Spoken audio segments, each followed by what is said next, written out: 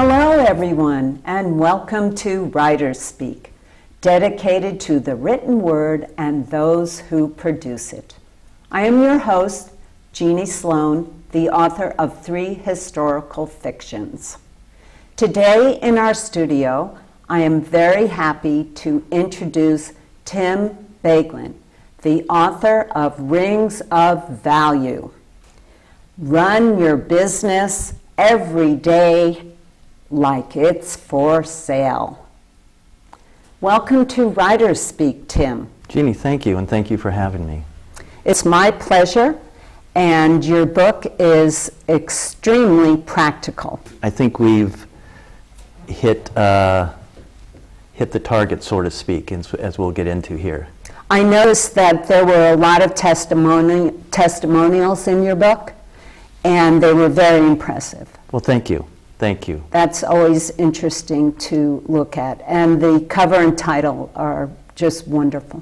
Well, thank you very much for that. I appreciate that. Tell us who you are and why you wrote this practical book. Okay. Well, I thought when I was growing up that my life would be sort of normal, whatever that meant. And then early on, my father died when he was in his 40s.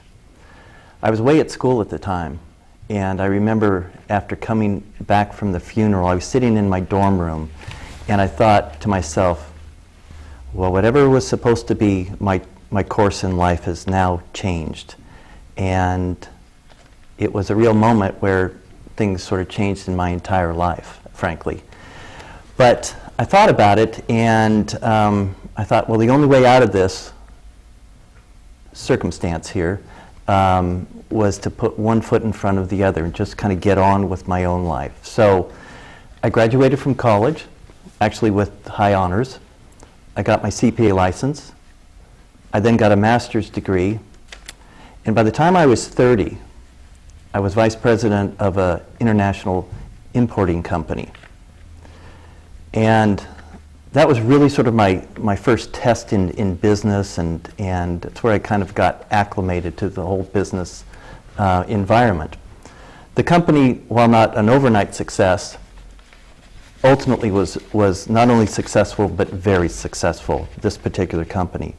And over the course of the 6 or 7 years that I was associated with the company and my position there, we ended up selling the company to Hallmark Cards. So that transaction sort of changed the way I started looking about business and business people, frankly.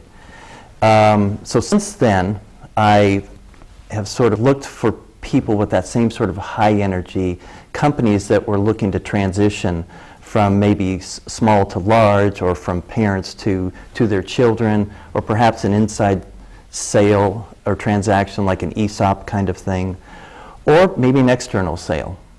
So that's sort of my background, where I got to. Now today, I'm a husband, a father of 2 grown boys. Actually, they both work in the consulting business with me. Oh, fortunate. Yes, yes, and we have 4 grandchildren. So that's a little bit about who I am and how I got here. And why did you write the book then? I was involved with other circumstances and other transactions with other different companies in all kinds of different industries that you can imagine, frankly. And during that experience and those experiences, I found what successful companies do, but just as importantly, I found what unsuccessful companies can do. Mm-hmm. So then a few years ago, I was actually in a seminar, and the presenter was just wrapping up. He was finishing the whole presentation, and almost as a throwaway point, right at the end, as he's gathering all his papers up, he stopped and paused and looked at the audience, for which I was one of the attendees, and he said, just by chance, if you're going to write a book, don't write it for yourself. Write it for your audience. And I paused because in the back of my mind I had been tinkering with a storyline. but it was frankly probably more for myself than anyone else. Well, Jeannie, at that moment, literally sitting in that seminar, I sort of mentally pushed that one book topic out of my mind and took a whole new direction. And that direction I scribbled out on the plane flight back from the seminar. And by the time I landed, I had outlined the book, The Ring of Values. And while it was my first book, I wasn't really familiar with sort of the ebbs and flows of how a book comes together and this and that. But I must tell you that there were moments when I was writing this book that it just sort of wrote itself. And at those moments, I thought, I think I'm onto something here. So then you mentioned those testimonials earlier. Yeah. And there were a couple in particular that in the testimonials that I did receive from business colleagues and so on, one of them said the book was accessible, and another one said that it filled an informational gap. Yeah. And not only are they flattering compliments, but when they said it was accessible, I thought, aha, I've hit the target. Because that meant business owners, like many of us, they'll read the book. It's accessible, they'll read it. And being a filler of this informational gap, the second testimony that sort of stuck out in my mind, I thought, well, not only will they read it, but they'll implement it, and their companies will be better for it. That's why I wrote the book. And how did you come up with the title? Which I love that there's a $ there instead of an S. Yes, well, thank you. But the title is pretty catchy. Well, thank you for that. Rings of Value. Rings of Value. It, interestingly, it just sort of tied a bow around the whole thing. The title itself is really the essence of the entire content of the book. The rings of value are value drivers and enhancers that I outline in the book that I think business owners and executives should be focusing on, versus a lot of times what you feel and hear that they're focusing on, which is this business noise, sort of the clutter of life, if you will. What do you mean by business noise? Well, I think the best way to think about business noise is to think of it as the alter ego of the title itself, Rings of Value. Business noise is what people do every day, but it's not necessarily what they should be doing every day to drive the value in their business.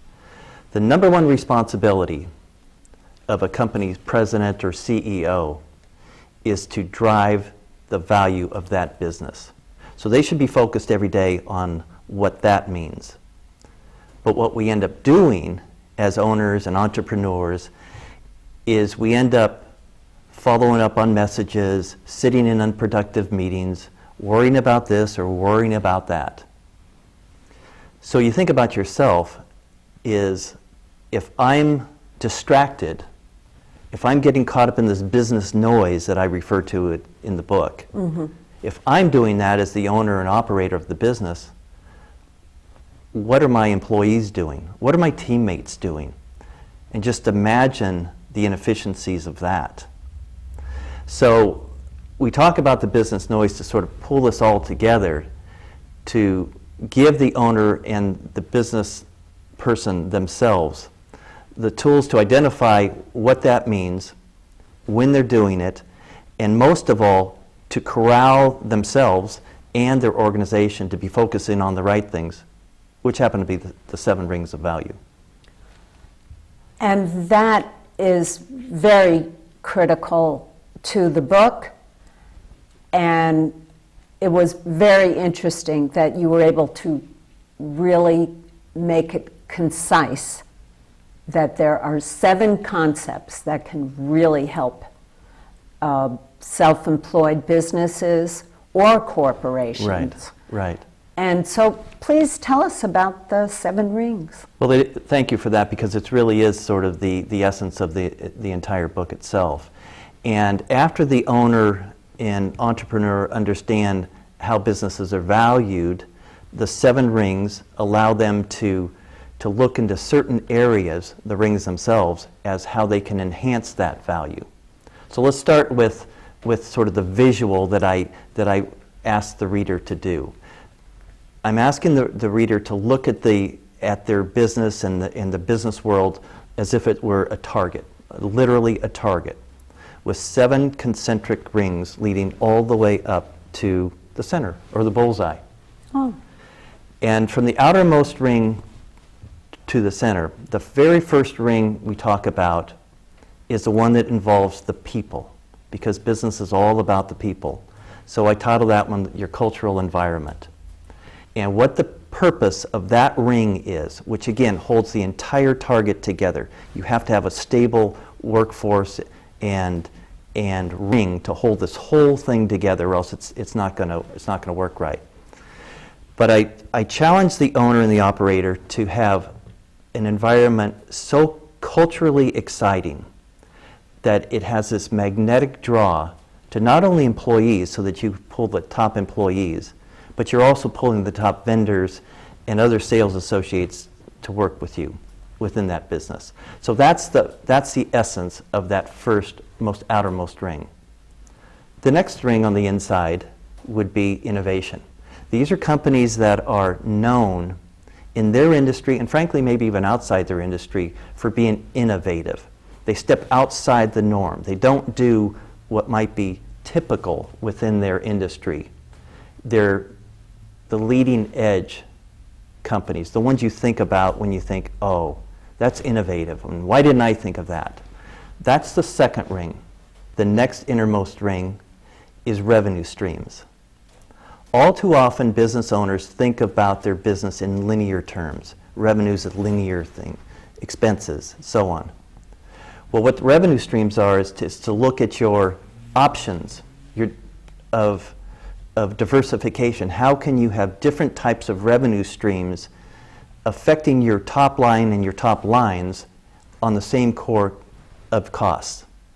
So you're looking at your business differently. How can I get different revenues from this or different revenues for that, versus just your traditional sort of straight line? That's the topic in the end and the point of that third ring. You might have to read the book to find out more about that one. So the next ring after the revenue streams, again working towards that bullseye, is distribution channels. Very valuable is a logistical network that can move quickly and efficiently products and services throughout the distribution chain. Buyers will pay enormous amounts of money for well-established companies that have that network established. So that's your fourth ring. Again, moving towards the center of the next ring, ring number 5, is branding. Marketing, people refer to it. What I find and what I've heard talked about is that people don't buy what you do, they buy why you do it. And good branding or good marketing tells that story. It tells the right story that you want to portray. That's good branding. The next ring, it's a little harder to get your mind around, but if you can do it, it's the second most powerful ring of all, and that is the ability for your company to replicate and scale. Now, what I mean by that is, are your workflows and processes so well understood and documented that your employee base throughout your entire company handles those processes as if you were watching them at all times, but that you don't have to watch them. Now, if you can do that, you have an extremely efficiently run organization that people and buyers will pay large amounts for. Now the last ring, possibly the most exciting ring of all, and also could be the most challenging, This ring is, it's a little different than the other ones because it asks you to think a little bit outside your normal course of running your business. And this ring is, does your company or products or services, does it have the ability to change lives? Now, what do I mean by that? I mean stepping outside your core business. Does your business transcend social consciousness so much that it can change the conversation from buying this or buying that from you and allow a level of, again, like I said, social consciousness that people can really buy into. Now, if you can do that, again, it sort of transcends products and services. It lifts people up. Again, it's back to that point. People are buying why you're doing it, not what you're doing. If you can get to that level in your organization, and there's some examples that I cite in the book, you have an extraordinarily valuable company. Boy, that sounds like a really wonderful model for even a beginning company. If they could get that down, they would be off to a really good start. Yes, yes. In your seminars, I know that you ask some very interesting questions to the audience. Could you tell us about a few of those? Well, I do, and really they're sort of thought-provoking, and it's, again, most of the people that attend the seminars are owners and operators or executive teams, but a lot of times they'll have their colleagues with them. But I usually start by asking sort of 3 questions, and it just tends to sort of get the group going, if you will. Mm-hmm. Again, they're in there to help understand how they can enhance and drive their business values. That's the core of the book. It's the core of the seminars themselves. So I start with this question, and I ask them, how much do they think their car is worth?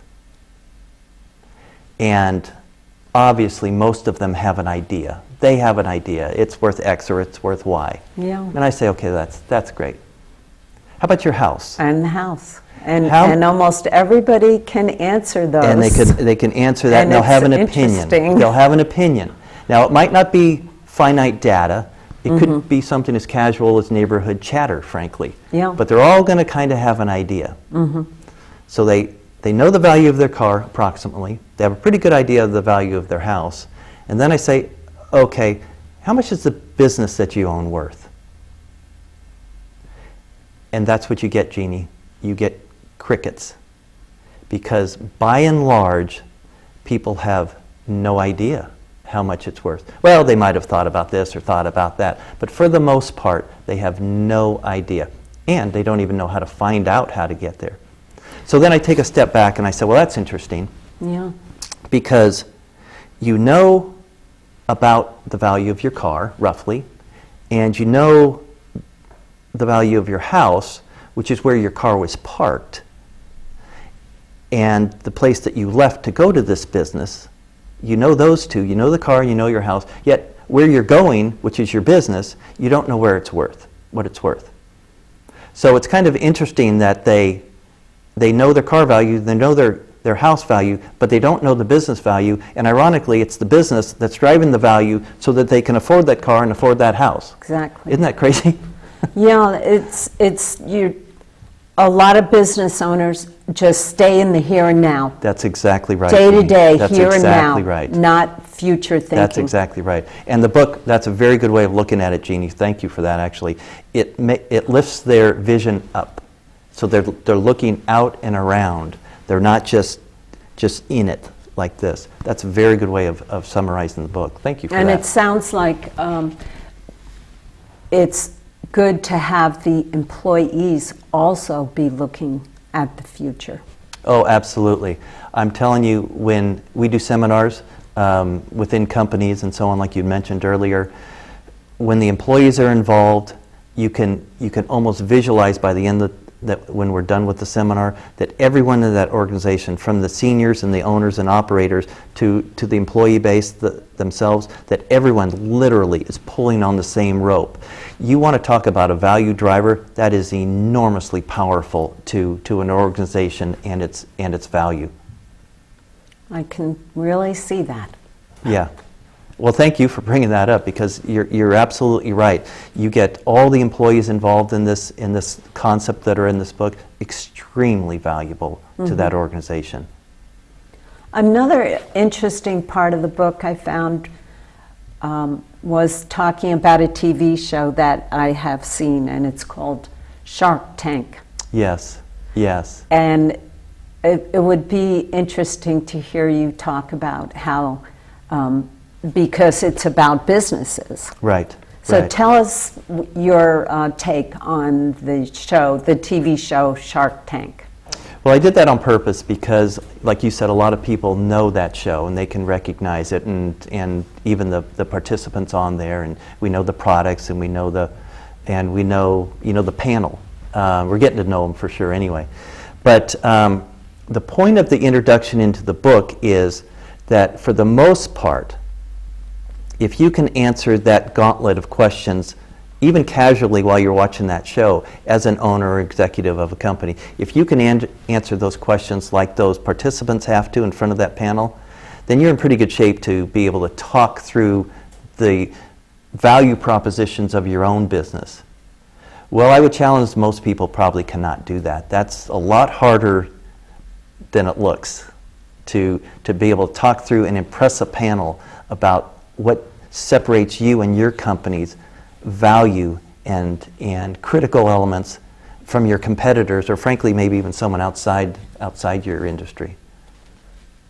Yeah, it seems like a lot of your concepts match that show. So. Well, they're interested in calculating value because that's what they're trying to do as investors. Yeah. And so the two definitely go sort of hand in glove here. That I'm preparing the readers of this book not necessarily to be on a Shark Tank show, but if they were and they had read the book, they'll certainly be ready to talk to some of that panel. I'll tell you that. Yeah, I mean, just showing, are we ready for the future? Exactly. Are we planning for longevity? That's right. That's right. Yeah. I know you like to talk about the what-ifs in your seminars. Could you tell us about some of the what-ifs? Well, actually, that's a very good question because it gets to the subtitle itself. Run your business every day like it's for sale. Yeah. The what-ifs are, what if you didn't do this? What if you didn't have the information that's contained in this book? What if you did find yourself in front of an investor or the Shark Tank environment? What if? Well, the reality is the what ifs, most of the time those people aren't prepared. So what's going to happen is you're going to either not be prepared and undersell your business, or not recognize an opportunity that's presented in front of you, again, as an owner, operator, or an entrepreneur. So this book makes you think about things that, well, one, you should be doing as the CEO, like I said, of the organization. But more importantly, you rally the entire organization behind that, and everyone understands that you're not necessarily looking to sell your business, but just like the house analogy that we talked about earlier, if you have your house prepped and ready for sale every day, it just happens to look a lot better. That's the same thing with a company. And it's easier to function in. There you go. There you go. And profitable too, frankly. Yeah. Because an unfinished house or a messy house. Right. Well put. It's, similar to a business, well really. Put. It's easier to function in. Yes. And that functionality that you're talking about, in my jargon, means profitability, and where profitability is value. I wasn't really sure what you meant by cultural environment. Can you explain that more in a business? Well, that was that first ring we talked about. And what I mean by that is that we're always looking for the best and the brightest people when you talk about your business. How do I get these people? Why aren't they working for me? Why are they working in this industry? Or why are they working for my competitor? Well, the reality is you should be looking at yourself and your own organization, because if you had that cultural environment, like I mentioned in that most outermost ring, then those people, those employees, they're going to be a lot more interested in coming to work for you rather than you searching them out. They're going to have heard about you and what you're doing, and there's sort of a magnetic draw to it, if you will. They want to come to work for you. And the interesting thing about that is, once you have this momentum going, then your employees are some of your best advocates. Because if they find a place that they want to work and they're excited about working, the interesting thing about that is they're going to ask their friends to come too. And that could be a good thing. I'm glad you explained that further. Thank you. Well, thank you for asking it, because it's, like I said, it's the ring that holds the entire target concept together, frankly. You have to have the people right to make this whole thing work. Yeah, I can really see that. I think it's terrific that you offer on-site seminars for corporations or self-employed businesses that you call target advisory services. Yes, yes. And that you can tailor them specifically for their particular company. Well, that's exactly right. That's what we do. Again, like I said at the outset, I'm pretty familiar with a lot of industries, working either as a CFO or as a business consultant in them. So we do tailor and script the specific seminars dedicated exactly for not only the industry that you're in, but for that particular company within that industry, all the while bringing elements from other industries into the dialogue as well, because that's important for every business owner, to not only look within their own silo, but to be very clear about options that are coming and technological advances that are coming from other fields outside of their norm, if you will. Anyone seeing the show, if they are interested in the target advisory services, they can read the credits at the end of the show. Okay, very good. Yeah. But we do want to tell the audience where they can buy your book. Yes, yes. Rings of Value. Well, the book is available online at Amazon and Barnes & Noble. And locally here, it's in about 30 retailers now, I think. So it's doing pretty well. Good, good. Because that's where everybody will get further information, more details. That's right, that's right. To read the book. That's right. Yeah. Well, thank you, Tim, for joining us on WriterSpeak. And again, I encourage the audience to look on the credits about the book, to buy the book, and to learn about the target advisory services. I'm very happy to have you on the show. Well, Jeannie, thank you very much for having me and giving me this opportunity to talk about myself a little bit, but most importantly, about the book and what it can do to the business community at large, frankly. So I really appreciate the opportunity. It looks like a terrific book to help businesses, and I appreciate that you have written it. Well, thank you. Thank you very much. WriterSpeak is sponsored by the C Media Lab in Santa Rosa and the Sonoma County Gazette. Please join us next time for another episode of WriterSpeak.